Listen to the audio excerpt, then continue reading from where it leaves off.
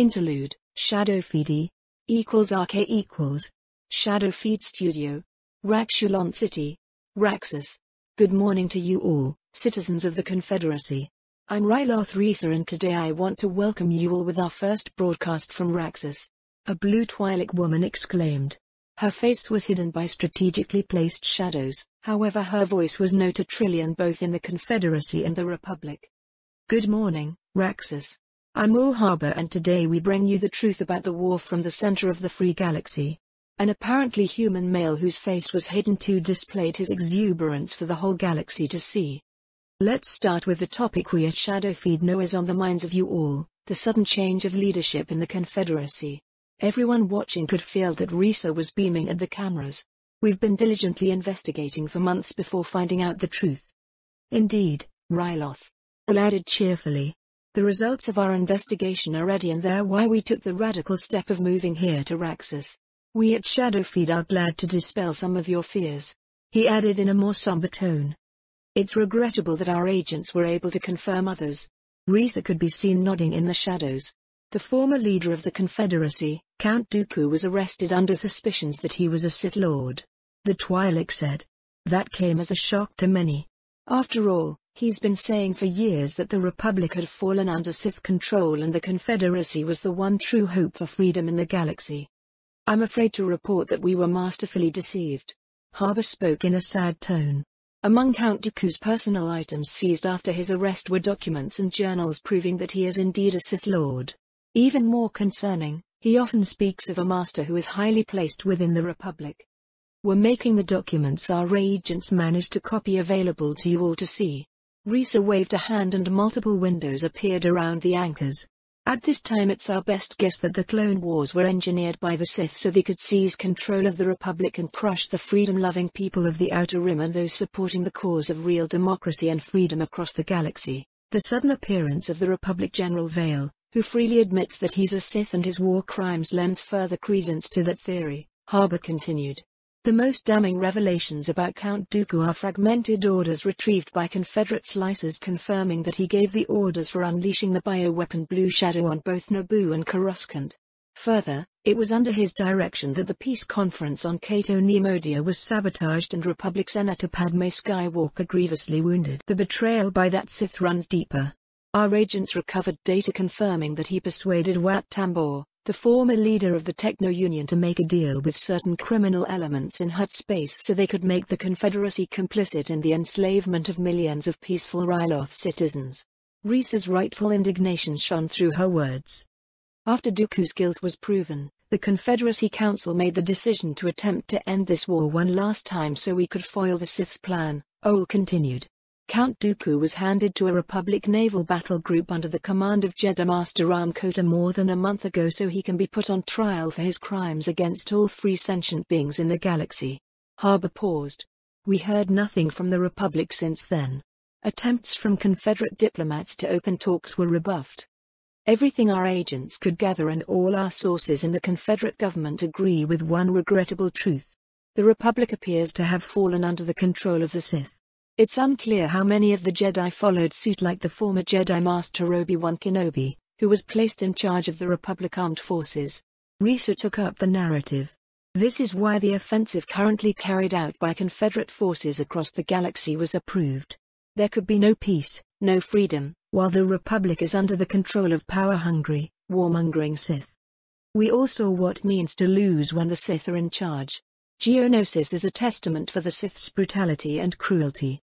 Even now, more than 2 months after that world fell to Republic forces led by the Sith Lord Delcatar Vale, the civilian casualty count is being updated. Harbor reminded the viewers.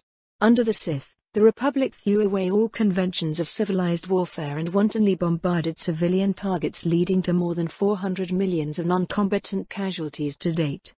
Yet, when General Grievous was sent to Mandalore to bring Vale to justice and execute a lawful reprisal, against strictly military targets mind you, he was captured and summarily executed by Vale's ally Obi-Wan Kenobi. Even now, Republic propaganda is busy tarnishing the image of one of the Confederacy's most successful military leaders while singing praises to their own pet butcher, Risa exclaimed full of righteous indignation. Fear not. Harbor announced. The days of the Sith and their pawns are numbered.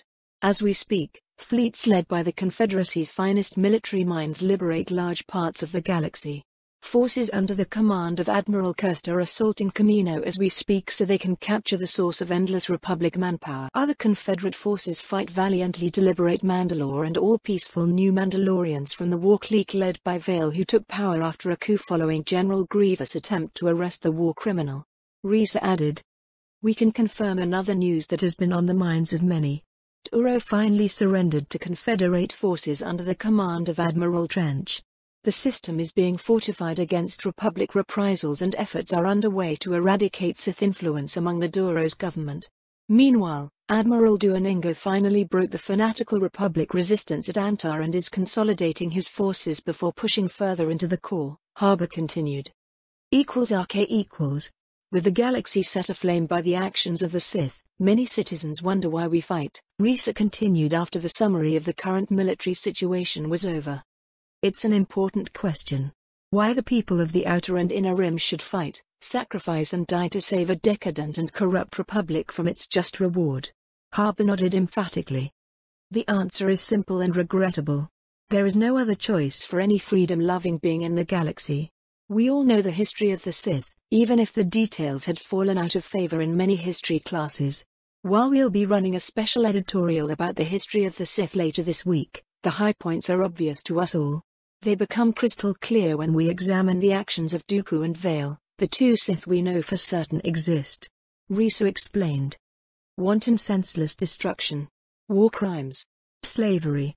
Those are among their sins. How long before they announce that the Republic is no more and openly replace it with an empire? How long before they stir the gullible into a frenzy and persuade them that everything that's wrong in the core worlds and the inner colonies is the fault of the peaceful people here in the Outer Rim? I ask you, how long before they come to put a Durasteel boot on our backs because we dare defy them? Harbor exclaimed. If given the chance, tomorrow. Risa answered the rhetorical question. We've been showing the galaxy the truth for months now. Bringing Republic propaganda, lies and crimes into the light. We've been doing the same when misguided elements in the Confederacy committed crimes in an attempt to retaliate for the Gar's atrocities. The sad truth is that there could be no peace while the Sith control the Republic. If the Confederacy does anything less than its best to achieve a total victory, it would be betraying not only the ideals it was built upon, but condemning every one of its citizens to life under Sith rule. Our few remaining agents on Mandalore showed us all what happens with those who oppose the Sith, Harbor said. The Death Watch organization, whose only crime was to wish a reform that kept their traditions alive and to support the Confederacy in its defiance of the Sith-led Republic, had been outlawed and its members hunted down like rabid kraut hounds. That's what awaits us all if the Republic is allowed to triumph. Every free-minded individual in the galaxy would be labeled a dissident and hunted down for daring oppose tyranny. Phase 35, The Lost Fleet. =RK=. Part 7. Bridge. Mon Calamari Star Cruiser Liberty. Mon Cala System. This wasn't his place, Gaal Akbar thought. He should be back under the oceans of the homeworld with his prince. Instead, like a good guard captain, Akbar followed the orders he had been given. How long, Captain Rowe? Akbar asked the chief engineer in charge of retrofitting the Liberty into a warship. The much older Mon Calamari looked up from a datapad he was studying and blinked at the interruption. We're running out of time. Gaal pressed on. The Republic fleet won't be able to keep the enemy off our backs for much longer and the capital might fall within days. We need this ship ready to fight his way to friendly space with as many people we can cram on board, Akbar continued. How long? He asked again. The primary shield systems are good. We still have problem with the secondary emitters interfering with each other and scrambling targeting scanners along the broadside. While half of the turbo lasers and ion cannons are installed and ready for testing, we're only 30% done with the Guardian. We need more time, Rowe exclaimed. That's the one resource no one can give any of us, Chief Engineer. How will the Liberty stand up to separatist frigates? To a battleship? Akbar sighed. Oh. That. Rowe tilted its head in confusion. Why didn't you say so? Once we resolve the interference issues, she'll be able to take on a battleship or two even with the limited armaments we've been able to install. Akbar felt like strangling the engineer. Get it solved then.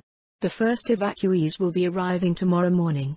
We'll likely be carrying what's left of the royal family too, so for all our sakes, I hope that you're right. We'll have to fight our way to friendly space, Gael said. Akbar dismissed the engineer, made his way to the comm station and contacted the royal palace. Soon the captain was looking at the tired youthful face of Prince Lichar, the heir of the Dak throne. The young royal wore a crumpled blue uniform with only the few medals he had earned during the fighting when he got too foolhardy and actually led from the front to prove his bravery. Fortunately Gyal and the rest of the guard managed to keep their charge alive. At least the boy more or less knew how to handle himself in a scrap. Captain Akbar, it's good to see you. Lichar smiled tiredly. I hope you have good news. We can use some. The Liberty will be ready soon, my prince, Akbar said. Good. Lichar's stiff posture relaxed a bit. We won't be able to hold for much longer. General Fisto took our remaining reserves out to slow down the enemy advance. The best estimates are that in 2 days the capital's defenses will be breached. The prince looked at the floor. If we're lucky. The situation up here isn't much better. The navy is hard pressed. I have to report that most of the refits won't be completed in time. At best we can count on another partially armed star cruiser. The good news is that the others will have their shield systems mostly operational. We should be able to evacuate a lot of civilians. Akbar hoped so anyway. Getting all those people to the ships and them to safety was going to be anything but trivial. I'm glad to hear it, Captain Akbar. The prince smiled. I'll organize the evacuation. We'll get out everyone we can before the capital falls. =RK=. Coral City outskirts. Mole Calamari. Kit Fisto was in his elements. The cool ocean water slid around him as he swam forward, leading hundreds of clones and Mon Calamari into battle. The Jedi Master wished he had the time to appreciate the beautiful reef surrounding the capital before they were ruined by the battle, however he knew that it was a wishful thinking. In front of him tens of thousands, both flesh and blood soldiers and droids were busy dying. Fist could feel the battle even before his eyes could see the wild melee. He waved forward and activated his lightsaber. It was time to fight and die to buy time for the civilians in Coral City to evacuate. The Jedi Master had no illusions about the ultimate outcome of the battle. The clones, while doing their best, simply lacked sufficient training in underwater combat to counter the warriors of a species evolved to fight in such an environment. There was not enough training in the whole galaxy to make up for the natural advantage an aquatic species had in the heart of their domain. Nor the Gar soldiers could properly counter the new variety of droids meant for underwater combat deployed in massive numbers by the Separatists. While the Mon Calamari could hold their ground against the best the enemy had, the sad fact was that there weren't enough of them. Fisto knew of plans to get the Gungan's Grand Army as reinforcements when fighting on water worlds, however the Blue Shadow hit them hard and they were still under quarantine anyway. Besides, with the planet cut off from Republic space, reinforcements couldn't reach them in time anyway. That left fighting a desperate holding action, and Fisto was all right with that. He was doing his duty as a Jedi, protecting the innocents against those wishing them harm. Kit finally reached the edge of the raging battle and used the Force to make himself even more maneuverable by all but eliminating friction. The Jedi Master danced through the water, shifting away from blaster fire and harpoon darts. A Quarren tried to bite him with his fang-like teeth and most of its face tentacles for his trouble, before Fisto swam away. He headed straight towards a group of droids content to provide fire support for their allies. The Jedi Master let the Force guide his actions, and in less than a minute he was heading away from a bunch of debris falling to the ocean floor. For a moment he found himself away from the enemy and used it to examine the effect his reinforcements had on the battle. Fisto was glad to see that the Quarren and Separatist forces were faltering. One more hard push and they might break to regroup, thus buying more time for the defenders. Kit looked for any commanders and soon saw a small group surrounded by heavy escort. He smiled and swam their way using a nearby coral reef for cover.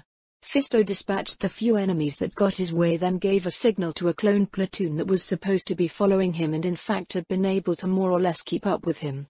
A minute later the soldiers were in position and they swam at the enemy leaders. The escort saw them coming and most of it peeled away to face the danger. Kit smiled and dashed at the officer when he was sure he'll reach them before their protectors can turn back, not that the clones were going to let them do so. A hail of blaster bolts and harpoon darts came his way from the remaining bodyguards. Fisto gave them a teeth-filled grin and raised his free hand in front of him, using the gesture as to aid him in controlling all the force he was channeling. A wave of telekinetic power flew in front of him, supercavitating the water and obscuring him from vision by creating thousands of bubbles. Both darts and blaster bolts were thrown off target by the effect. Moments later, the enemy group was scattered in all directions and then the Jedi was upon them. Most died before they could recover, with just a handful putting any resistance before falling to Fisto's blade. Kit searched for other targets and his grin grew. The enemy was attempting to disengage. He was going to oblige them, soon. But first, reducing their number on the cheap sounded like a good idea to the Republic General. He gave the order for a limited pursuit and headed for the closest concentration of separatist forces. Fisto only hoped that this victory, no matter how temporarily, was going to buy enough time. =RK=, 2nd Platoon, Black Company, 41st Battalion, the Grim Reapers, Iriadu's Moon. The reinforcements came almost in time. The same was true for the bit of artillery support the platoon received. That was cold comfort for Sergeant Hound. The local company 2nd Platoon has been attached to was simply gone. To their credit, the Iridian soldiers didn't falter, nor break. They knew what was at stake. They held their ground when the armored spearhead struck. They died well. The same could be said for Hound's brothers. "Go, Sarge. We'll cover you," Alex shouted over the comm. Hound's head snapped up and his heart stilled. The remaining heavy weapon specialists advanced towards the enemy, unleashing every single weapon in their disposal. 2nd Platoon, pull back now. On the double, Hound roared. He paused for a moment to salute Alec and began following his own order. As he ran, Hound glanced back every few paces. What he saw was going to be carved in his memory till his dying day. The overran forward trenches were a solid wall of fire as grenades and thermal detonators were spent like piss in the wind. The enemy tanks who led the charge went up one after another after being struck by missiles or portable laser cannons carried by troopers in heavy armor. The separatist advance faltered at the sudden counterattack. For a heartbeat, Hound hoped that it would be enough, that Alex stood a chance after all. He jumped over a boulder, and when he glanced back again, reality simply had to rear up its ugly head. The heavy troopers ran out of explosives and the enemy rallied. Hundreds of droids surged over the forward trenches, followed by more tanks and APCs. Hound cursed the whole criffing galaxy and ran faster. He could see too damn few of his platoon doing the same. Most were either already dead or with Alec. When the sergeant looked back for one last time, he saw his buddy spear a tank with an overcharged shot from his laser cannon. The front of the armored machine blew out and it lurched to a halt before something inside cooked off and its turret was sent to the sky from a secondary explosion. The return fire came in enough volume to make a whole regiment proud and was deadly accurate. Alec vanished under a rain of blaster bolts that seemingly made the thin gas passing for atmosphere ignite around him. Then multiple tanks acquired his position and let loose with laser cannons and missiles. Hound knew that there wouldn't be enough left of his friend to bury. All he wanted then and there was to turn around and tear the droids with his bare hand. Instead, the clone cursed again and kept sprinting to the next and last defensive line just behind the edge of the shield, keeping the iron cannon safe from bombardment. If that defense was breached, the clankers would be able to take out the weapon and that couldn't be allowed. The sergeant was almost at the bunkers where a battalion was arriving to reinforce the two local platoons stationed there, when the separatist tanks finally got through the abandoned defenses behind him and opened fire. Hound screamed when one after another his remaining brothers were picked up by cannon fire. Even their advanced armor couldn't take such firepower and most of them were still in the open. A trooper got under the safety of the shield, then another. In turn 2 more were blown to pieces. "Come." Dex reached the bunkers and turned back to wave at them. "There's a fire mission incoming." Hounds was already pushing himself as fast as he could. He could hear artillery shells slice through the thin atmosphere as they descended. Almost there. More of his brothers made it. Something detonated behind the sergeant and the shock wave was enough to propel him through the shield. He landed hard and grunted in pain. His vision swam, however Hound was aware enough to see the end of the flight. Rock and Blue Squad were in the rear, carrying a few wounded with them. Artillery shells began landing among the abandoned positions and the droids swarming them, sending shock waves and shrapnel in all directions. A tank was hit in the cupola and blew up when the thin armor was penetrated and the warhead detonated inside. Mac, who was carrying a wounded comrade, passed through the shield. Ken was next and Rock was following a step behind when he was replaced by a flash of light. Hound blinked the white spots away from his vision and let out an incoherent scream. Rock was gone. Somehow only a single smoking boot was left where he stood. The Lost Fleet. =RK=. Part 8. Bridge. Heavy Cruiser Warrior. High orbit above Iriadu. I guess Vale's still some time away. Admiral Tennant grumbled over the comm. Tarkin snorted. That became painfully obvious a few hours after the enemy reinforcements arrived. Gideon still had no idea what news they brought. However, after taking some time to digest it, the Confederate commander had decided it was finally time to secure the system for good. Most of the separatist forces around Iriadu had shifted their positions and assumed offensive formations in a circle around the Loyalists and were now advancing. At the same time, the droids on the moon were throwing everything they had against the cannons. There were points where the fighting had reached the last defensive lines and even rushing all available reserves there. The soldiers weren't expected to hold for long. In an hour another regiment would be getting there from Iriadu, and that would be the last force that could be spared from the planet. Deploy all remaining fighters and bombers. Let them use the wrecks as cover until the enemy comes close. Tarkin ordered. I want the tugs ready to maneuver the improvised platforms when necessary. Those were little more than hulks tractored in to provide some cover before a bright engineer had the great idea to either partially restore them or just slap on some light guns, shields and missile pods to give them a bit of punch. Already doing it, Tennant said. The mine layers are deploying everything they have left too. The enemy is advancing. A sensor operator reported. The tactical plot changed to show hundreds of red dots moving towards the Loyalists, authorizing the last of the weapon platforms to go activate. Good luck, Tarkin. Tennant saluted. Let's make our own. Try not to die. You're a decent sort for someone from the Corps. Gideon cracked a small smile before cutting off the feed. Calms, I need to talk with all the theater fleet commanders. Patching you through, Brigadier. 4 tired faces appeared in front of Gideon. 2 older humans, a man and woman, a Zabrak and a Bith, all wearing admiral uniforms from their respective system defense navies. We all know the score, so I won't be making any grand speeches. If we fall, our whole sector falls with us. The enemy comes, so let's kill the rusty bastards. Gideon's smile was all teeth. 1st and 2nd Fleet take the flanks. My own will hold the center. 3rd and 4th, take those coming from above and below respectively. The Republic Navy has our backs. Tarkin looked back at the tactical display. Nearly 400 munificents led the charge, followed by 200 recusant destroyers, and the battleships come behind them. The frigates came at flank speed and didn't appear to intend stopping until ramming something or passing through the Loyalist formation. This was going to be unpleasant. The enemy was first engaged by the cannons on the moon. Massive iron bolts turned munificents into dumb projectiles. Hypervelocity slugs battered aside particle shields and chewed through the lightly armored frigates.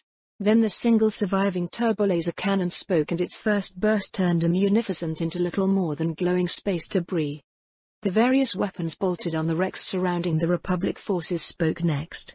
Couple of thousands concussion missiles were launched aimed at mere 10 frigates, while laser cannons and the odd turbo laser on or even a couple of railguns spread their love in an attempt to cripple as many of the incoming enemies as possible.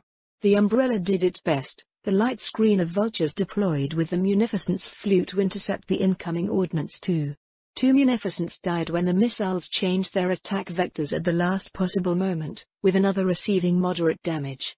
A wave of return fire tore apart the first line of defense and further cluttered the battlefield with even more debris. Finally the Separatist entered extreme range and began trading shots with the Loyalist forces. Withing minutes an ever-shrinking ring of fire appeared between Iriadu and Hamoon. Reform the right flank. 3rd and 4th Theater Fleets, begin falling back at 10% reverse thrust. In 2 minutes the rest of the fleets do the same at 25%. Continue crippling the munificents and retarget either when they fall out of formation or when their maneuverability is compromised. Tarkin ordered. The long-range engagement against the enemy escorts favored the Republic forces so far, however that segment of the battle was almost over. The frigates were coming uncomfortably close and the light destroyers nipped on their heels. Once all of those properly mixed up, the battleships would come to mop up at their convenience and in relative safety. The price was going to be high. Unfortunately, if the enemy was willing to pay it, all Gideon could do was to make it even steeper. A few minutes and a lot of crippled and destroyed ships later, the range had fallen significantly. Soon, the Munificents would be free to execute their ramming run. All small craft are clear to engage. Tennant ordered fleet-wide. All remaining weapon platforms are released to fire on the approaching frigates. And just like that, Tarkin became a spectator. There were no reserves left to deploy. No place left for any clever maneuvers. The Republic fleet had to fight and die nested into the small protected space between Eriadu and her moon. =RK= 71st Bomber Squadron. High orbit above Eriadu. Just a few short months ago, Lieutenant Falk thought that Geonosis had been a chaotic storm of death and destruction that wouldn't be equaled anytime soon. 2 weeks of fighting to keep Eriadu from the Separatists' clutches showed the error of his way. The clone believed that the losses at Geonosis had been bad. This never sufficiently criffed up place gleefully proved him wrong again. Falk had the dubious honor to be the only one left still alive from the original 71st Squadron. Everyone who had made it through the cauldron that was Geonosis died above Eriadu. Even worse, their replacements died too. Twice. The 71st was practically in its third iteration by now, and it was chock full with KNGs who Falk really didn't bother to know besides the bare minimum needed for administrative duties. It didn't matter really. They were all going to die too, and he was a dead man flying on borrowed time anyway. Fighting through vulture swarms since the war began to reach the Clankers' motherships had been bad enough. The new systems introduced by both sides, those criffing Guardians and Umbrellas, were the death knell of small craft everywhere. Only Command either didn't know it yet or didn't care because they kept throwing fighters and bombers in the fire for small gain. Revenant Actual, your weapons free. Target any munificent that you can, Overlord out. Falk twitched when he heard his new call sign, which he got after the 71st was all but destroyed for the second time. Sumreem obviously decided that it was either funny or it would raise morale. The reminder that he should be dead like his brothers did neither. Revenant Flight, Revenant Actual, we're free to hunt. Keep a nice solid hulk between ourselves and the enemy until we can execute an attack run. Falk paused. Try not to die, he added, though the clone doubted it was going to help. The lieutenant looked up through the canopy. There was so much firepower concentrated in a relatively small space that a literal downpour of turbo laser bolts going every which way was visible with the naked eye. Falk shook his head. It would be a miracle if he made it through the next hour. He found he didn't really care. Today, tomorrow. It didn't matter. All clone pilots were on borrowed time anyway. Falk's scanners pinged and he smiled grimly. Once more into the breach and all that bantha poodoo. We've got incoming targets. Form up on me. We're pouncing on them when they pass by the hulk. We go in, unleash our torpedoes, then scatter and go back to the nest to rearm. The lieutenant ordered. Falk stared intently at his scanners. Every moment now. Follow me, he snapped over the comm and went immediately to Afterburner. His Y-wing accelerated past the battered wreck of the Venator in which Shadow the 71st was hiding. 2 Munificents flew past the destroyed engines of the Star Destroyer and the bomber squadron flew straight behind them. A few weapon platforms which were playing dead until now went active and sent 20 missiles apiece at each of the frigates along with a lot of blaster bolts. Falk grinned savagely when his targeting computer sounded a positive tone and he pressed the firing button. The arc behind the engines was where the Umbrella had the least coverage. It was meant to be covered by other ships or vultures, and right then and there those weren't in any position to assist. However, a comparatively lighter defensive fire didn't mean it was non-existent or ineffective. A Y-wing blew up. Then another. A third was clipped and spun out of control before slamming into the front third of a destroyed light cruisers. Finally the torpedoes were away and Falk made a sharp turn towards the burned-out hulk of a Luckery hulk which had been dragged to serve as an improvised shield for an orbital shipyard. Warning tones screamed in the cockpit announcing that multiple missiles had locked on the lieutenant's bomber and were approaching fast. Falk cursed and began releasing decoys before sharply diving straight towards the wreck. A chocked scream came over the comm and another newbie died. The clone was barely able to pull back before splattering over the torn armor of the Luckery hulk. Most of the missiles weren't so fortunate and slammed into the ship. 2 somehow managed to turn and follow him. Falk banked left and began weaving dangerously close to a field of twisted cannon emplacements. One missile clipped the half-melted barrel of a turbo laser, Yet the other persisted and it was coming closer and closer. Falk pulled up, then dived sharply and turned around to fly into the cavernous hold of the battleship. The Kriffing missile continued to follow. Floating debris, including large pieces of disabling droids, began bouncing off the fighter. Falk was barely able to see where he was flying and had to rely on his instruments alone. A proximity alarm roared in his ears and he cut the engines, then went for a crash landing just in time to avoid ramming a bunch of tanks floating in the vacuum. The missile's luck finally ran out and slammed into one of the armored vehicles. The blast wave was enough to throw the rest around and one hit the port engine at the precisely wrong angle and speed, disabling it. Falk just stared in the darkness for the next few minutes, unable to believe that he was still alive. By all rights he should have bought it and joined his brother in whatever passed for afterlife if such a thing existed. The clone shook his head in exasperation. Why the criff was he still alive when so many good men didn't make it? =RK=. Part 9. =RK=. 2nd Platoon. Black Company. 41st Battalion, the Grim Reapers. Iriadu's Moon. Sarge, Dex shouted. Hound barely heard him over the scream of artillery shells and the constant cacophony of explosions. Even with a fresh battalion sent to hold the line, the only reason why the clankers hadn't reached the iron cannon behind them was the constant bombardment. What? The sergeant asked before wincing. The barrage tapered out and soon ended. Hound went to one of the monitors showing what was happening outside the bunker and began cursing. While the valley was turned into a hellscape of craters and twisted metal, the enemy was still pressing through. They sacrificed whole regiments of B-1s used as little more than cannon fodder, and it apparently worked. Hound could see more tank approaching, this time escorted by commandos, SBs and some new hulking droids that had a lot of big guns built in. The artillery is running short on shells, Sarge. Dex explained. We can't call for orbital support either, the fleet is fully engaged. From what I heard, they might be losing too. There was come out as a whisper. Criff it all. Are there any reserves left? Hound cursed again. Another regiment managed to land before things up there got totally criffed up. We should be getting at least one company. Dex pointed at the ceiling. Keep calling for more support. We're going to need all the help we could get. Hound clapped his brother's shoulder. Heavy laser cannons and repeaters built in the bunkers opened up on the advancing enemy. They answered with a barrage of smoke grenade that covered the whole valley in a silver metallic mist that cut visibility to just a few meters and scrambled all but the seismic sensors. Why did they send the competent clankers at us? Dex whined. Because we're that big pain in their metal asses. Get me all the support you can. Hound triggered his comm. This is Black 2 Actual, I need all indirect fire support shooting at pre-designated coordinates. At least the company's integrated mortar section had some rounds left.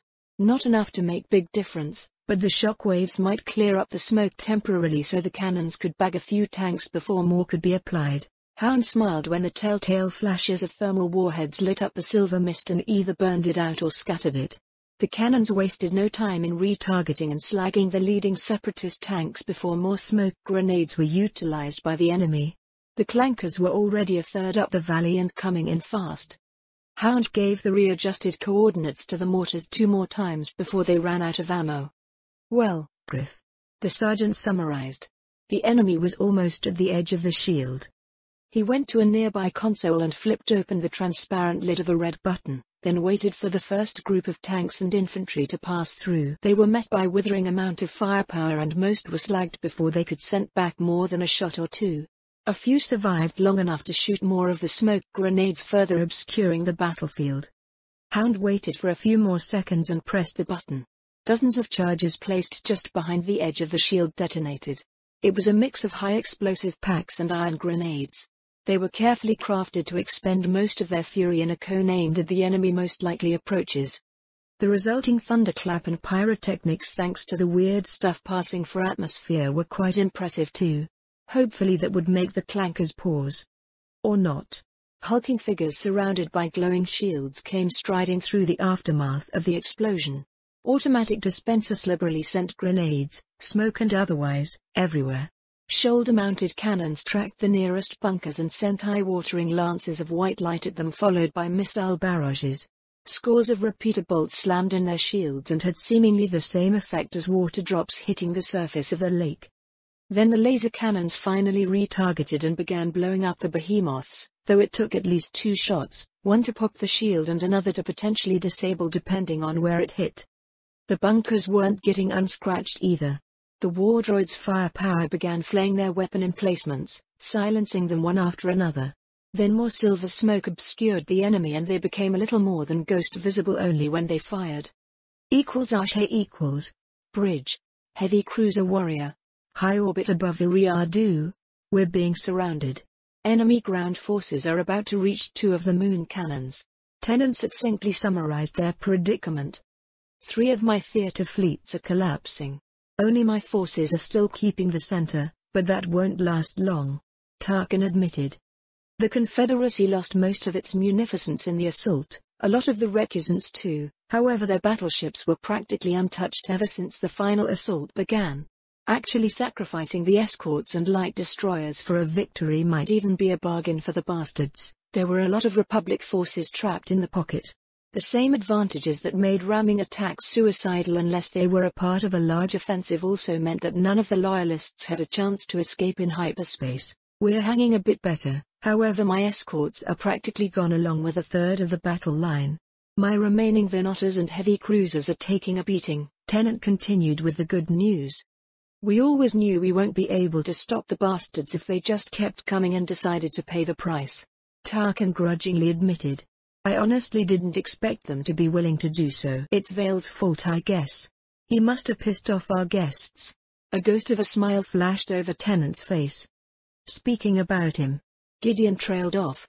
He better arrive soon or he'll have to deal with all the separatists by himself. Tennant nodded grimly. The enemy battle line is advancing. Anade announced. So this is it. Tarkin must. It was honor knowing you, Nils. See you on the other side. It was an honor, Brigadier. Cut off engines and intensify forward firepower. Continue targeting those destroyers. Only when they're all gone concentrate on the battleships. Tennant ordered to someone off-screen before cutting off the connection. We'll advance until we overtake 4th Theater Fleet. Tarkin ordered. Have 3rd pull back and use those shipyards on the flank for cover. I want them to reform their lines as well as they can and hold their ground. Brigadier, the defenses of the hypervelocity gun had been breached. Enemy commandos with death packs are converging on the generators. The liaison with the ground forces reported. One of the secondary approaches to the ion cannon is about to be overrun and the only available reinforcements might by half an hour at best. It changes nothing. We might not last half hour anyway. Tarkin shrugged. Gideon was out of options. He couldn't run, couldn't survive for long if he stood his ground, and an attempt to attack would meant that his ships would leave the debris field surrounding them and providing a partial cover which would lead to them dying faster for no much gain. Actually reaching 1 or 2 of the battleships and ramming them was a pipe dream at this point. They had sufficient escorts and firepower to avoid such a fate. All that was left was to fight to the bitter end and hope Vale would arrive before the enemy could take Eridau. == Part 10. == CIC, Mandalorian Cruiser Remembrance. 3 light years from Eriadu. Interstellar Void. The scouts just exited hyperspace. We've got good connections on all data links. Piet reported. Put the sensor data on the main holotank when available. I ordered and returned my attention to the floating images of the 3 admirals under my command. In the end I managed to convince the nice folks at Gerentham that it was in their best interests to send Lid to tag along with us along with half of their intact navy. However, pulling off that stunt cost me making a lot of enemies among the locals. Still, it was worth it. After the shenanigans they pulled off, I couldn't trust them politically, nor their navy. I was pretty sure they would be ever more determined to go after me in the Senate after the coming battles.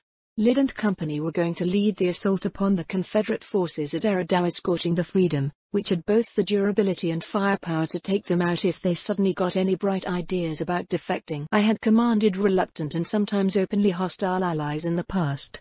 I knew how to keep them in line when the only thing I had available was a very big stick with no real carrots to go around. Needless to say, Lid wasn't feeling particularly patriotic about potentially dying for the Republic in the coming battle. The sense I got from him was that while he wasn't pleased by the prospect of being neutral or siding with the separatists, He preferred such an outcome if the alternative was fighting what he saw as a superior enemy with an arguably good cause. Ironically, if the new CIS leadership played their cards right, they might objectively become the good guys in this sordid affair. For a lot of the world in the Outer Rim, they were already a better alternative than what the Republic was willing to offer, which at least partially explained the attitude of Gerantham's politicians and military. However, that little truth didn't change the fact that their actions during the battle were borderline treason. Civil wars were criffing messy and seldom black and white, who knew? A major pain in the ass too, no matter the opportunities they presented, like feeding a bit of disinformation to Lyd and company stating that we would be leaving in no less than 30 hours when I had the fleet moving 20 hours after we secured Gerantham. I personally found it mightily suspicious that when we arrived we found the Separatists throwing everything including multiple kitchen sinks at Tennant in an obvious attempt to remove him from play before we could arrive. The raw sensor data finally came through. That's a right mess, Vex pointed out. What looked like all the Separatist forces in the system were busy assaulting the Tennant's fleet along with whatever still survived from the local navy. The Confederacy appeared to be winning too, though all the wrecks surrounding the planet were a testament that our boys and girls had put up a hell of a fight. That simply wouldn't do. I shook my head. Vex, you're taking out that reserve force hanging out 15 light seconds from the moon. I'm leaving all bombers with you. Jump in their faces and blow them away from my battle space. Joanna, you and Lyd are hitting the bottom of the enemy formation attacking the moon. I'll be working on them from above. We'll do a modified variant of what we used against the Northern force at Gerantham. Take out the battleships first. Whatever escorts are left can be handled by Tennant's people. This is going to be painful for our pilots, Vex noted. Using hyper-capable bombers to jump in their faces and shoot first is probably the best way to utilize our small craft until we figure out a better countermeasures for the Guardian. I shrugged. Honestly, I was astounded of how well the criffing thing worked. I expected a moderately effective defense against small craft and instead got a real game changer. Begin coordinating with your forces. We'll be making a synchronized insertion for a best effect. May the Force serve you well in the battles to come. Once the conference call was over, I began issuing orders to my task force. I actually got 2/3 of the Republic forces to play with the rest going to Vex and Holt being left with babysitting our new allies. My plan was rough but workable. I was going to use the silencer to breach the shields of our battleships, then finish ASAP by concentrating on it. While the weapon recharged, the whole task force would focus its firepower on another which would allow us to take care of it in a short order. Before taking some losses, it should be possible to take out a Luckery Hulk that way reasonably fast. By then the silencer would have recharged and a third battleship would die in a short order. I got the necessary orders out along with some tweaks on the offensive formation we were going to use just in time, because the calculations were ready. Engage. I ordered and thus rendered myself a mere spectator until something unexpected happened. =RK=. Under the ideal conditions and at the maximum speed of military hyperdrives, crossing mere 3 light years could be done very fast. Somewhere between 8 to 9 seconds if we got as fast as the slowest ship in my fleet could travel. The conditions were good, though we went for precision and safety considering we were going to appear on the edge of 2 gravity wells and aim to get as close as possible to a bunch of Luckery Hulks. So we spent leisurely 2 minutes in hyperspace before arriving at Iriadu. A few tense seconds followed until our targeting systems and sensors could stabilize and their raw data processed. That gave the enemy just enough time to figure out how criffed they were. Silencer is up, target locked, firing. Piet reported. The plot updated. We were in almost perfect position, behind 4 Luckery Hulks, which would need to turn if they wanted to aim most of their firepower at us. The closest one flashed and its red symbol turned amber signifying moderate damage. Its shields were gone and my fleet unleashed all its fury upon its hull. 30 seconds later it was a mission-killed wreck and the task force shifted its attention to the next target. While a Luckery Hulk could duke it out with up to 8 Venotters for extended periods of time and cripple or destroy more than a few before going down, when 7 of the cruisers, 8 acclimators, 1 dreadnought and a bunch of escorts concentrated their firepower on a single battleship, its shields tended to overload in short order. The second Luckery Hulk began taking moderate damage before the enemy could put any significant resistance. By the time they turned so the bulk of their firepower could be aimed at us, half of the battleships were out of the game. Silencer was up, acquiring targeting solution. Piet reported. Target locked, firing, he exclaimed, and another Luckery Hulk turned amber. Whoever was in charge over there figured out that they were criffed. The battleships were too deep in the gravity well to get out before we pounded them to scrap, and they weren't going to be able to take out more than a single Venator before being overwhelmed. Instead the bastards focused on my escorts. I gave the order for them to hide behind my battle line, however it came too late for 3 of my light cruisers and 5 frigates. I had to helplessly watch them be methodically dismantled by the battle wagons before only one of the behemoths was left. By the time it shifted its fire on my leading Venator, the outcome was predetermined. Even the Luckery Hulk's significant firepower was unable to overload the cruiser's shields before its own defenses collapsed and it was bathed in turbo laser fire. Full ahead. Take us over the upper edge of the battle. The targeting priority remains unchanged. All units are free to independently maneuver within the formation. I ordered, then called up a smaller tactical display to look at the rest of the battle. Joanna had used her ship to a devastating effect. She had practically ran over a group of 5 battleships complete with escorts without slowing down and left only a field of cooling debris in her wake. The Freedom was already engaging the enemy forces fighting Tenant. Next was Vex. He was ducking it with an almost equal separatist force and was apparently willing. However, from what the sensors were telling me, the bomber force was gutted even if it apparently did its job. Calms, can you raise either Admiral Tennant or whoever is in charge of the local navy? I asked. No can do, sir. There's too much interference, came the prompt reply. Hopefully they were still alive. The enemy is attempting to break off, the sensor operator exclaimed. The Criff? I didn't have any forces in position to pursue. At least most of them were within the gravity wells and coming into range fast. A light destroyer division accelerated towards us at ramming vectors and flank speed, backed up by 5 battleships that broke off their attack on Tennant and headed our way. However, most of the enemy was scrambling to get away, not to fight. Use the silencer on the destroyers. Reverse thrust. I want to hold off contact with the Luckery Hulks. For 2 minutes. I ordered. Just in time for the silencer to reload. Targets locked it and firing. Pied announced 10 seconds later. The battleships paused. With all the chaos, ECM and general jamming, they probably weren't aware how exactly we took out the first Luckery Hulk group. That hesitation was going to prove fatal. The silencer was going to be ready for sure before the first Luckery Hulk entered effective range. We were going to win unless something got criffed up in a major way. Catching the enemy out of position and engaging their naval forces in manageable chunks along with the Freedom and my superweapon made that a foregone conclusion. Unfortunately the bastard refused to just die. That was one of the reasons why I call them the enemy after all. Even as the first Luckery Hulk was crippled by the silencer and then pounded to scrap, one of my Venators, which was doing its best to shield my own ship, was singled out and taken apart by concentrated fire. We managed to go take another battleship out before the silencer recharged. However, we traded another cruiser, 2 assault ships and 2/3 of my remaining escorts for that privilege. The silence spoke again and a 3rd Luckery Hulk became vulnerable. It died too. Keep covering the Remembrance, physical intercept if you have to. I ordered. My remaining ships no longer had the firepower to take out a battleship's shields without ducking it out for a prolonged period of time. However, as long as the silencer was operational we could sidestep that issue. 2 more capital ships were damaged to some extent, including my own, before the enemy could be taken out. Jamming is clearing up. We still don't have contact with Admiral Tennant or the locals' commander, a Brigadier Darkin. The lieutenant reported. Carry on and keep trying. I looked at the tactical plot and zoomed out. Joanna was already pulling up and she continued to wreck anything that came in her range. On an even brighter note, half of Lid's forces were already gone. Hopefully he was going to get himself killed sooner rather than later and save me a few headaches. Vex was still busy.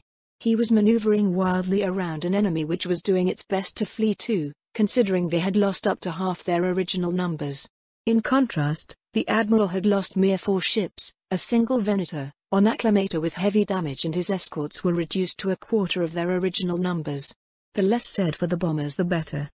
I want a report from both the planetary and moon surface when available. If necessary, prepare our ground troops for deployment. I hoped it wasn't to be necessary. Doing so would mean leaving a lot of them on Iriadu when I leave for Camino. The remaining enemy forces finally broke. They either scattered or went for ramming attacks, something that hit Tennant's people and Lid's friends quite hard. At least my own task force was still far enough so we could shoot up with impunity any suicidal moron who headed our way. Finally it was all over but the screaming. Operation Southern Star =RK equals Part 1. 2nd Platoon. Black Company. 41st Battalion The Grim Reapers. Iriadu's Moon. Criffing dial ready. Hound roared at a commando droid that attempted to gut him with a vibroblade. It managed to criff up the sergeant's rifle, forcing the NCO to bash its head with the stock.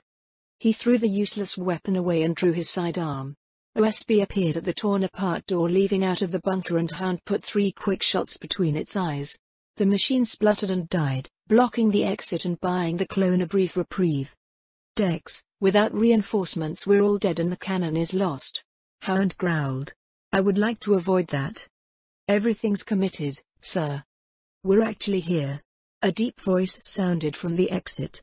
The destroyed droids flew away from the door and a tall man wearing an armor identical to Hound's came in followed by a much shorter girl. Jedi Knight Garrett, at your service, Sergeant.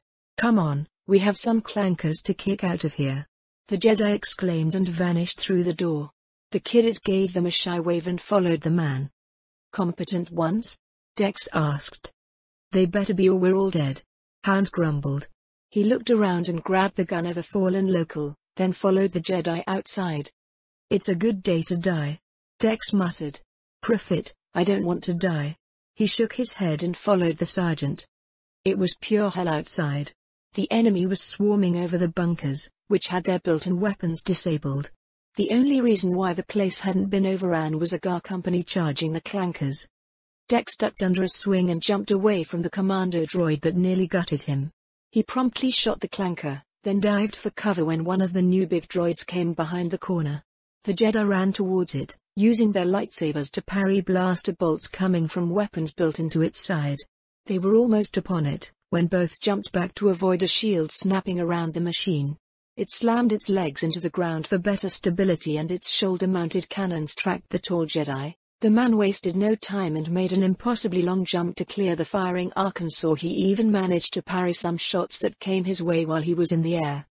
The Jedi landed lightly on his feet, then paused and raised a hand towards the big droid. Dex never knew what the officer planned to do. The Jedi suddenly exploded in action and dived away. Garrett wasn't fast enough. 2 white lances shot from a droid no one saw coming and hit less than a meter from the Jedi. He was picked up by the resulting explosion and thrown away like a twig.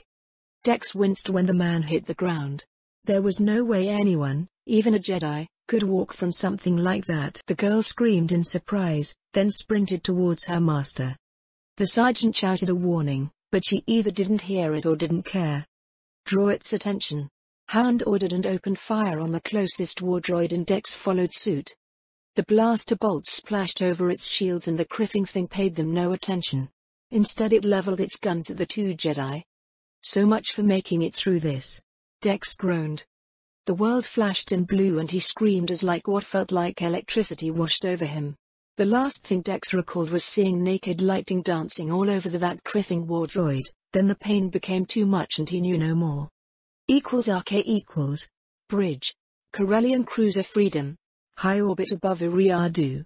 Going by appearance alone, Gideon Tarkin wasn't an impressive man. He was thin, almost sickly looking with receding brown hair. His injuries didn't help matters. The Brigadier's right hand was shattered when his flagship ran afoul of 2 Luckery hulks which were too deep in the gravity well to run. At least he was alive and would recover in time. The same couldn't be said for Tennant. His Venator was rammed by a light destroyer at the end of the battle. The cruiser was a wreck still combed by SAR teams, who were making their way to the CIC as fast as they could. However, there simply wasn't a clear route to that compartment. The Rear Admiral could be dead or dying for all we knew and there wasn't anything more that could be done. Tarkin sat in the seat waiting for him and groaned quietly. Brigadier, it's good to finally meet you in person. I've heard good things about you and your brother.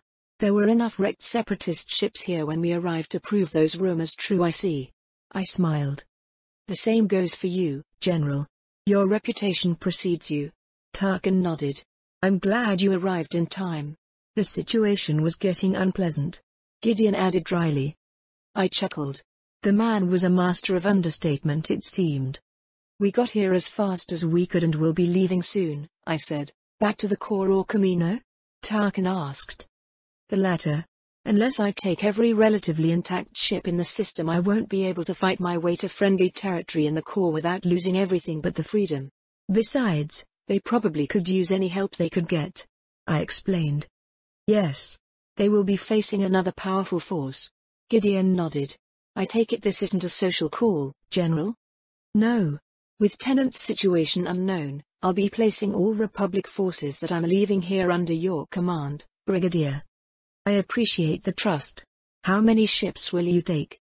Tarkin asked. Every relatively intact Republic cruiser and assault ship. We'll be leaving as soon as some basic repairs and resupply are complete. I added. That will leave the whole quadrant significantly weakened. Tarkin pointed out. I'm aware. I turned around and went to the window. The space outside was cluttered with dead and damaged ship. Moths of light flew all around them, SAR units doing their best to cut out wounded crew members before it was too late. Too many weren't going to make it anyway. In the last week the Separatists lost the bulk of a whole sector fleet and 2 standard ones in this quadrant alone. While the theater fleets you assembled, a good idea by the way, were gutted, the enemy lacks the assets to threaten this system. You should be able to repair a lot of the ships I'm leaving behind as well as recover some of the wrecks littering the system. If we're lucky. Tarkin frowned. I'll be doing my best to ensure that no matter what happens at Camino, the Separatist would find it hard to come your way with overwhelming force. At worst I'll lead them on a chase towards the core. I turned my back to the carnage outside and smiled at Gideon. After Geonosis and the last 2 battles I commanded, I'm sure that our Confederate friends will do their best to remove me as a threat. If things got criffed up at Camino, you might not have the numbers to get away, General. Even if you take every ship that's not too badly damaged with you, that won't be a big fleet, Tarkin said. I know. I'll simply have to play the hand I've been dealt. Presuming that we don't get killed in the next few months, I have some thoughts on how best to utilize a Riadu. I would like to run a few ideas past you, Brigadier. RK Flag Bridge.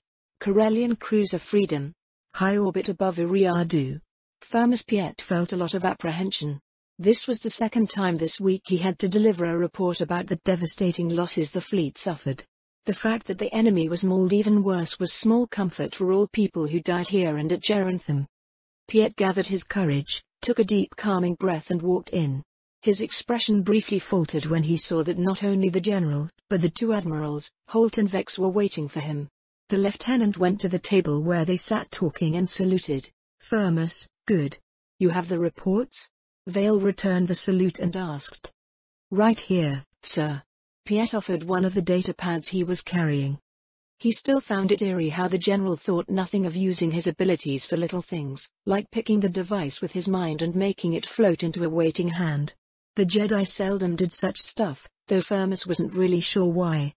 I knew it was bad, but this. Criffit, we got mauled. Vale grumbled. Give us the sordid details, Lieutenant. I promise I won't shoot the messenger, nor space him. Vale joked grimly.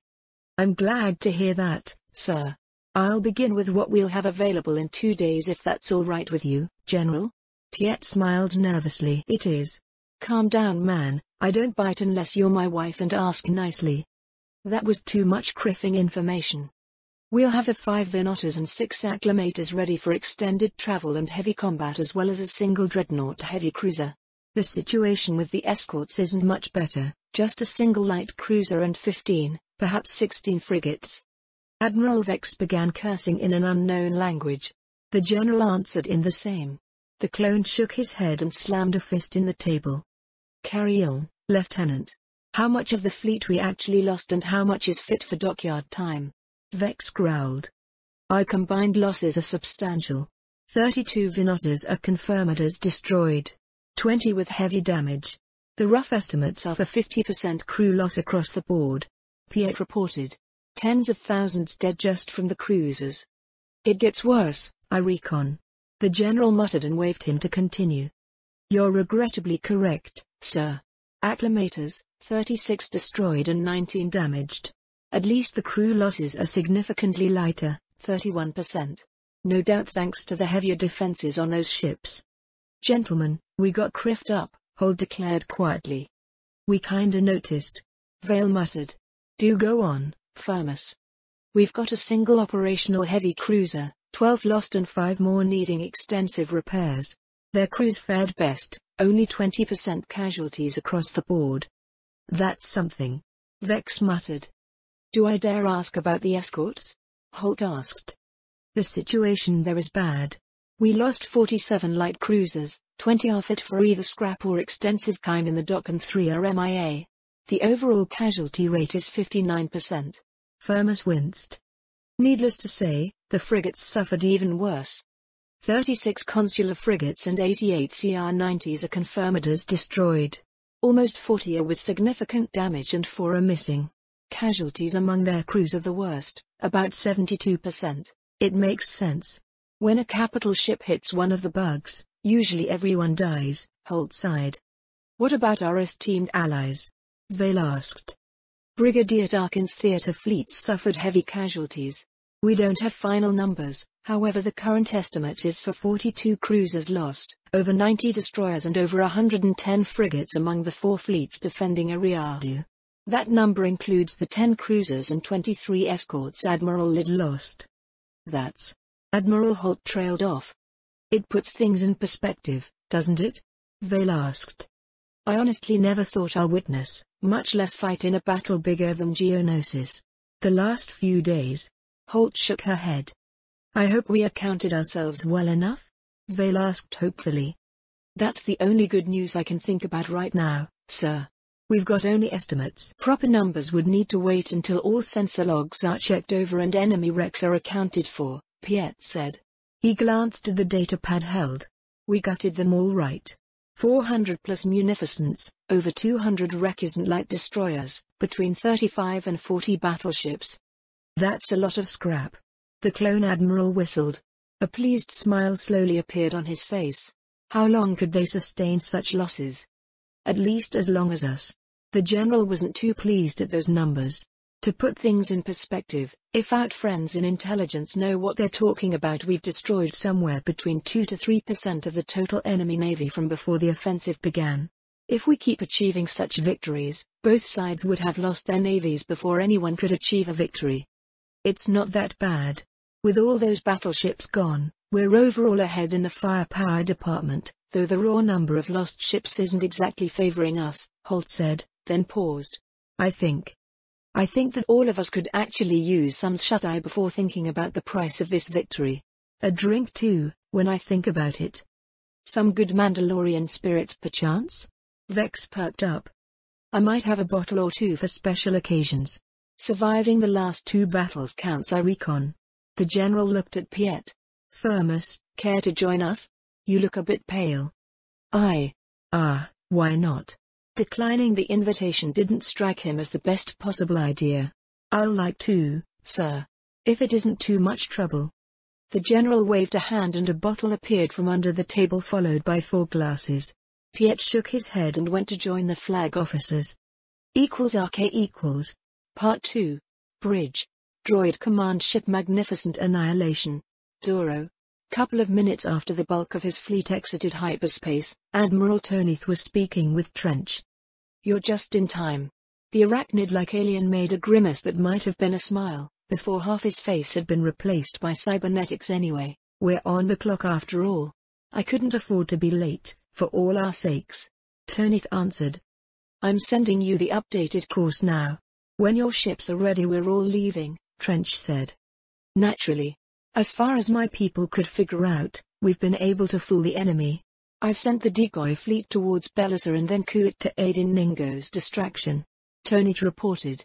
Even if they sent their reserves at Corellia, I have a few ideas on how to handle them. Even Trench's few remaining natural eyes gleamed at that announcement. With a bit of luck, our aiding fleets might slip in unnoticed too. Either way, we've got enough ships and firepower to succeed. That we do. Tonith smiled. It took them weeks to clean up the surrounding space from enemy scouts, not to mention the ships expended in taking out listening posts and jamming the holonet in the nearby systems. However, they were finally ready. And the fourth and last sector fleet meant to hit the Corellia had arrived at Turo an hour or so before Tonith's own forces. I want you and your senior commanders on board my ship for the transit. We'll use the time for some additional training and further refining out plans. You'll get back for the last leg of the journey, Trench continued. This is going to be the biggest battle the galaxy has seen in more than 1,000 years. The alien fixed Tonith with all his eyes. The stuff of legends, history books, and more importantly the one that decides if we lose the war in a few short years or actually earn a chance to win it. I'm well aware of what's at stake. Tonith shot back. I know. It bears repeating. Get your people moving. I'll meet you in the hangar. Trench out. RK equals. Confederacy Council Chamber. Raxulon City. Raxus Prime. It was rare to see the whole council gathered in the same room, Vombra thought. However, it was understandable. The offensive was entering its most critical stage and they all wanted a briefing on how it was going, which unfortunately was a mixed bag lately. Naturally, the damned Sith were to blame. Suimain, Ilroth and Hill finally took their seats, joining him, Argente and Nudo at the table. Cleo went over the motions of the inefficient pleasantries everyone exchanged and felt relief when they finally got to the point. We've got both good and bad news from the front. Hill, who was chosen as a chairman for today, began. Most of the secondary objectives of the offensive are complete. Only Mon Calamari still holds in the far eastern reaches of the galaxy. Our various territories are connected by direct hyperlanes and we're fortifying the key systems on those routes. It's good to get an official confirmation about that, Chairman. Mai smiled. Unfortunately, our efforts in securing the whole Western Galactic Quadrant met unfortunate end, Hill continued. Explain. I've heard rumors of heavy fighting but that's all. Pasil snapped and began rubbing one of his horns. Vale. We still lack a complete picture, however it appears that about 8 days ago he reached B-Spin with his containment fleet. There he linked up with the bulk of the Republic naval forces in the region before moving on Gerantham. There he engaged roughly 2/3 of the sector fleet sent to clean up the sector and won. Another crushing defeat at his hands? Ilroth groaned. I hate the Sith. Actually it wasn't if the numbers I've got are correct. Vombra interjected. His fleet suffered major casualties when the situation turned in a general melee. Unfortunately after his victory, Vale conscripted half of Gerantham's navy which spent most of the battle on the sidelines and made best speed towards Iriadu. I don't like where this is going, Nudo hissed. You won't, Hill continued. Vale arrived while our forces in the systems were busy reducing the enemy naval forces. He caught them out of position and managed to defeat them in detail. Only a small part of our fleets then managed to get away. However, we've got confirmation from both agents on Iriadu, sensor probes and a few scouts left behind that our forces slated to subdue the Western Quadrant and the Gar naval presence there practically managed a mutual kill. If it wasn't for that Corellian cruiser or the Sith new weapon, there's at least one with Vale, we would have won. That. Actually not so bad. Ilroth perked up. Our analysts believe that once he's resupplied and conducted some repairs, Vale will attempt to reinforce either Camino or Naboo. The former is more likely. Vombra announced. What forces can he bring? That Corellian pain in the ass, 10 or so cruisers and assault ships with a few escorts. Vombra answered. That ship can take on a fleet by itself. Mai pointed out. Yes. The Corellian cruiser is the primary threat. We're considering letting them reach Camino, then concentrate all the forces we can support in that area and crush them, Vombra said. I concur, Hill agreed. There's an interesting piece of information that finally made it back from our agents at Coruscant. It appears that the Republic Intelligence Services had underestimated our total naval strength. San smiled. How so? Mai asked. They got the total number of our sector fleets mostly right and estimate them to be 100+. Hill's smile grew wider. However, for some unknown reason they appear to believe that each fleet is made of 200 to 4,000 ships at the high end. Vombra let out an electronic chuckle.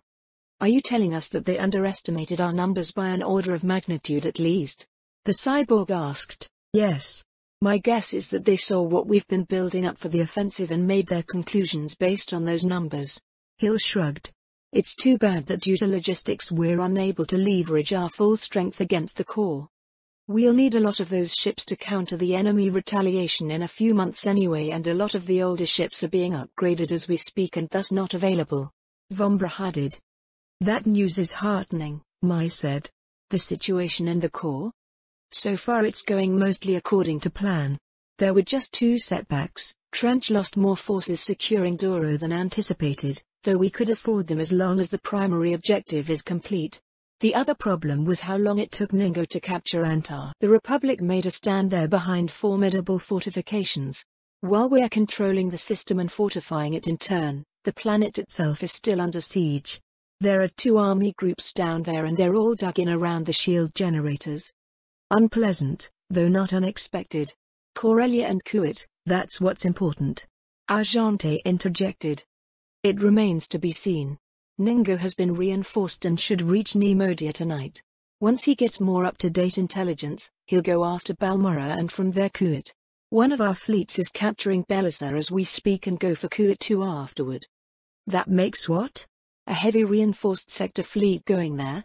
Nudo asked. Yes. Admiral Ningo won't have the numbers and firepower to wreck a lot of the industry, much less capture the system, however that was never the plan. His attack is going to tie up the local forces for long enough, including all mandators which were recalled to Kuit. Oh. That's going to be ugly.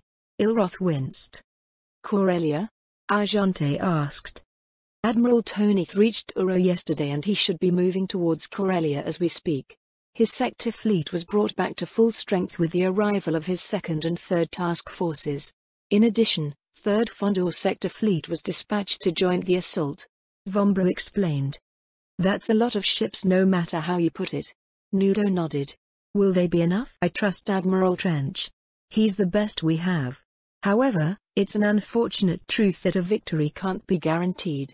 Unless we got lucky and the enemy reserves are dispatched towards Kuit, Trench will be facing 2 full Republic sector fleets, Corellia's navy, including 5 of their big cruisers and the system's defenses.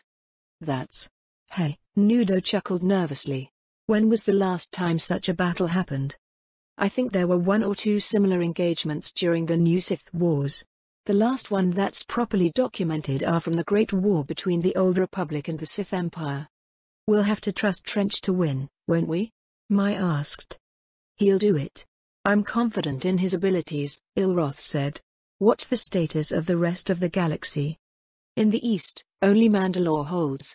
However, our advance in Republic space in the expansion region is slowing down due to stiffening enemy resistance. We're still not 100% sure where the Republic is going to draw the line and attempt to actually stop us. So far they've fortified only the important industrial worlds in our path and falling back unless they can rely on decent system defense to back them up. Hill answered. My guess is the Inner Rim.